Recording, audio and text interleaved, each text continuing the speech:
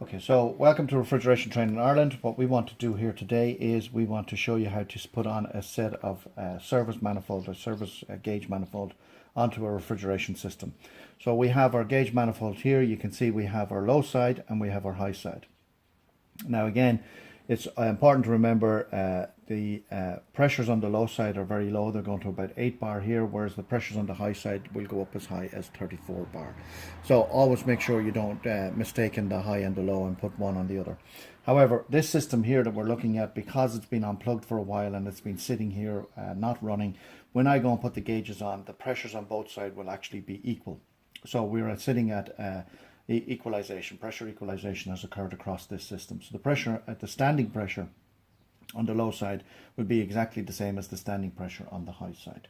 So first of all, we need to put our gauges on. So again, there are many different valves, service valves that you can fit gauges onto. We have a Schrader valve here, for example. The Schrader valve works the exact same principle as a bicycle valve, a tire valve, your car tire valve, and so on. And we have our service access valve here. Again, that was in an earlier video. We explained how a service access valve works. So what I'm going to do is I'm going to show you how to connect the gauges to both types of valves. And that way then when you come across a system, it would be normal that you would find that there's a service valve, service access valve on the high and low side, or else there's a Schrader on the low side only. But it depends. The systems are different. So it is likely that throughout your life as a refrigeration engineer, you will find that you will need to be able to understand how to fit your service manifold lines onto the various different types of valves. So the most common types of valves for commercial and heat pumps are Schraders and service access valves. So first of all, we start with the Schrader. You can see I've removed the Schrader cap. It's got a little rubber seal in it, so that's to prevent any refrigerant leaking out. Sometimes when you go to take it off, there might be a little bit of a leak in it. If you look up inside into the valve stem itself, you can see the actual Schrader, the core Schrader. And again, that gets depressed by this actual depressor here in my gauge manifold. Okay, so the other thing that you'll notice on this hose as well is the rubber seal. So it's important that you check those seals. They can get perforated over time, so you need to either replace those rubber seals or you need to replace the entire hose line, whichever. Now you'll also notice with this particular type of thing, there are what we call quick release valves that you can put onto this to try and minimize the amount of refrigerant loss as and when you go and put your gauge hose on. And then there are these type which have the kind of deep, so it's a kind of a deep fitting, so you kind of get most of it screwed home before you actually start to depress the gas. So with hopefully I get started on the thread and hopefully this works. Okay, so when I started to hear it coming, I went really quickly towards the end. So, but it meant it was only one turn or two turns, so that minimized the amount of gas going. So what you can see now is we can see the refrigerant has now entered into our hose, and it must be noted that when the refrigerant entered into our hose, we had the line actually hanging off in the atmosphere, and atmospheric pressure is at 1 bar. So even though the gauge is reading 0, there's 1 bar air pressure or 1 bar pressure in this hose. That means there's air in this hose. That means there's moisture. Moisture, as we know, and refrigerant are enemies, and we try and purge the air out of the system. So we now have refrigerant in here, and we can see that we have an actual reading on our gauge manifold. Now, the other thing that you need to note is I can purge at this point here. So I could decide just to loosen this hose here and purge off the vapor at this point here. But I want to fit my high side gauge on. So what I'm going to do is I'm actually going to purge at this point here once I put my high side hose on. So that means I'm only doing one purge as opposed to purging here and then purging here. And it also means because I'm fitting this onto the high side where there's potential liquid, I'm only purging vapor if I was to purge from this hose, allow the refrigerant to go from this hose across into this hose. The other thing that I need to bring across to you, a lot of people get confused about. These valves here are in the closed position. Okay, if I go anti-clockwise, that brings them into the open position, and if and when I go clockwise, that brings them into the closed position. So these two manifold valves are in the closed position. Low side manifold valve, high side manifold valve, closed position. Okay, I don't need to open those until I want to get refrigerant to come from the actual low side gauge line across into the high side. So if I was to open this manifold, and if I was to go in the anti-clockwise position, refrigerant that's in this hose and in this gauge would enter into my manifold body itself, and it would stay there, except it would enter here into this yellow line as well. So I would have refrigerant in my yellow hose, which is the service line that gets connected to your bottle or to your recovery unit or your vacuum pump. Okay, so there would be refrigerant here and refrigerant here, but there would be no refrigerant on this side until I open this valve here. And as soon as I open this valve, then refrigerant could enter in here. What I need to bring to your attention is the reason why we don't need to open this is because this type of gauge, so here's an exact gauge that I've just taken apart. This type of gauge is what's known as a Baudland gauge. So how it works is that the refrigerant will come in, the pressure comes in through here, and once the pressure gets into this Baudland tube, the tube then will start to straighten out, and as soon as that tube starts to straighten out, you can then see the pressure going. So if I make the tube straightened out, the more pressure, the more straight this tube starts to go, or the more the tube starts to unwind, the more pressure you can, the higher the pressure you're actually getting on your gauge manifold. So literally, as soon as I have attached this hose here onto the manifold, the refrigerant is going straight into the tube, and the pressure will determine the amount of refrigerant, or the pressure of the refrigerant will determine where the needle ends up then at the end. Okay. Now, it would be unfair to think that this is 17 bar, because this actually only goes as far as 8 bar pressure. 17 would be the maximum pressure you could actually put onto this manifold before it actually becomes dangerous. So we'll actually get the true reading when we put the high side gauge on. So that you can't go by that particular reading at the moment.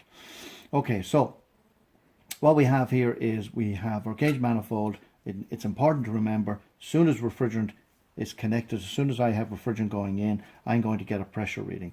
That means this valve stays closed. So I have to emphasize, you don't open this valve for any reason other than if you're carrying out a function such as trying to get the refrigerant from the actual low side into the manifold and into your service hose, or from the low side into the manifold and into your high side, or from the high side into the manifold into your service hose, or from the high side into your manifold and then across to your low side. So if you come across a situation, or often what guys are doing is when they come across this job, they're leaving this open, and you've got pressures equalizing across, and then they don't understand what's wrong. Or sometimes they have this cracked open and they're trying to charge it with refrigerant, and what actually happens is the pressure on the high side is higher than the pressure in the bottle, and they're filling the bottle rather than filling the system with refrigerant. So there's all sorts of pearls that you can get into if you don't have it in your head that these valves stay closed whenever you're just putting gauges on to get a pressure reading, and you only open them if you're carrying out a function. The function could be charging the system, the function could be reclaiming the system, the function could be purging the lines, the function could be equalizing the pressures across the lines. So I'll try and explain that a little bit more in the video as the video goes along. So just to remember, manifold is closed on the low side, manifold is closed on the high side. Hose line is connected, we're getting a pressure reading. These valves stay closed, we're getting a pressure reading. Next job is we want to purge the air out of this line here, and we also want to get our true reading by getting an accurate reading. So we're going to fit our high side hose onto the high side of the system. So on this particular case, we're using a service access valve. So on the low side, we use the Schrader. On the high side, we're using a service access valve. I explained how a service access valve works on earlier videos. So literally what I want to do, the first thing I want to do is I take off my cap to get out my stem, my valve stem. And as soon as I take off my cap, what I do is I use a valve ratchet rather than the shifter. You don't use an adjustable spring because you will damage this over time. You will use a valve ratchet, okay? Now what I'm doing is I'm checking to make sure that that's in the anti-clockwise position. In other words, that valve, as we explained earlier, has to be in the fully back-seated position. Now that it's in the fully back-seated position, I'm now confidently able to open the service nut itself, or the actual cap on the service port, okay? As soon as I do, there is no refrigerant in that system. I can now connect my red hose line here to the system, okay? So now the red hose line is connected, right? Now, you see that there's no reading because we're in the fully back-seated position, so the service port is not getting any refrigerant pressure. Okay, so what we want to be able to do now is we want to get the air that we said that's in this hose line here. We're going to open this manifold here. So by opening the manifold now, we've allowed the refrigerant that's actually in the hose and in the actual bodulant gauge to enter into the manifold. So there's now refrigerant here. There's refrigerant in this line here as a result of opening this manifold. Okay, so the low side gauge manifold valve that I've opened has allowed refrigerant to go from the low side hose, the low side bodulant gauge into my actual manifold itself. That means that my service line has now got refrigerant into it. Now, there's no refrigerant, you can see, still in the high side because I've kept this valve closed. As soon as I open the high side valve, any refrigerant that's in the low side has now come across into the high side. Now what it means is that there's refrigerant in my yellow hose and there's refrigerant in my red hose. So what I do is I go and I go to the point where my red hose is fitted and I just give it a slight crack, and that's purging. So now what I'm doing is I'm giving an educated guess as to when the air has left the actual hose line and it's now refrigerant going. So that's what purging means. So you open it for a few seconds, you allow a small amount of refrigerant to exit to the atmosphere. Sorry, it's actually a small amount of air to exit to the atmosphere, and you give your best educated guess to switch it off so that you minimize the amount of refrigerant that actually escapes. So that's inadvertent venting. That has to be done because we do not want to introduce air into the actual system.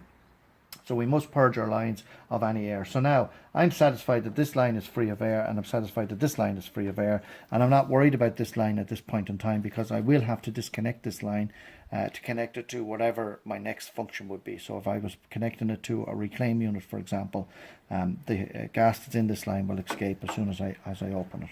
Now the next thing, now that I've purged those lines, the next thing I must do is I must close my high side manifold. It's very important, fully clockwise, close it. And again, close my low side manifold. And we don't need to go to town on these. In other words, it's just a pinch. So I've seen guys and they're squeezing it forever and then they end up breaking it. So that's not really good.